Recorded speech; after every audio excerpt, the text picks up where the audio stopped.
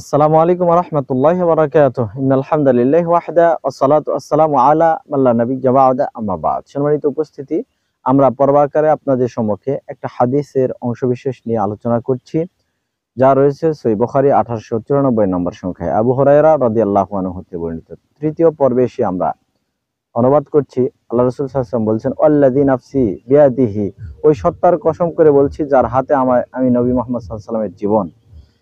এরপরে তিনি বলছেন, লা খুলুফু ফামি সাইমি আতিয়াবু ইনদাল্লাহি তাআলা মির রিহিল মিস্ক, সিয়াম পালনকারীর মুখের গন্ধ আল্লাহ তাআলার নিকটে অধিক পছন্দনীয় কার চেয়ে?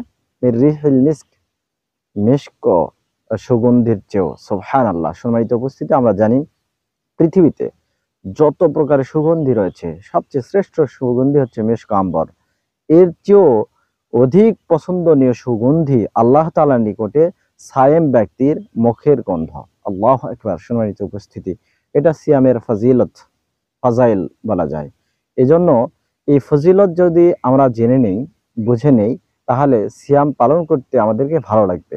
কেননা আমার মুখের গন্ধ মহান আল্লাহ তাআলার নিকটে এত প্রিয়, তাহলে কেন আমি সিয়াম পালন করব না? আল্লাহু আকবার। সম্মানিত উপস্থিতি, আমরা জানি না খেয়ে থাকলে ভিতর থেকে একটা গন্ধ বের হয়।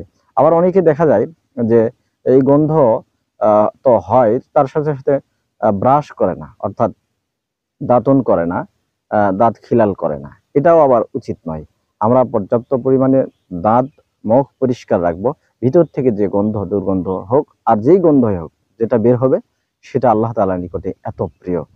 সম্মানিত উপস্থিতি, তাই আসুন রমাদানকে সামনে রেখে এই নিয়ত করি যে আমরা সারাটা মাস সিয়াম পালন করব।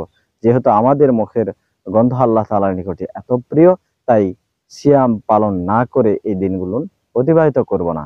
আল্লাহ তাআলা আমাদেরকে এই হাদিসের অংশ বিশেষে থেকে শিক্ষা গ্রহণ করে আমল করার তৌফিক দান করুন। আমিন। ওয়া আখিরু দাওয়ানা আনিল হামদুলিল্লাহি রাব্বিল আলামিন। আসসালামু আলাইকুম ওয়া রাহমাতুল্লাহি ওয়া বারাকাতুহু।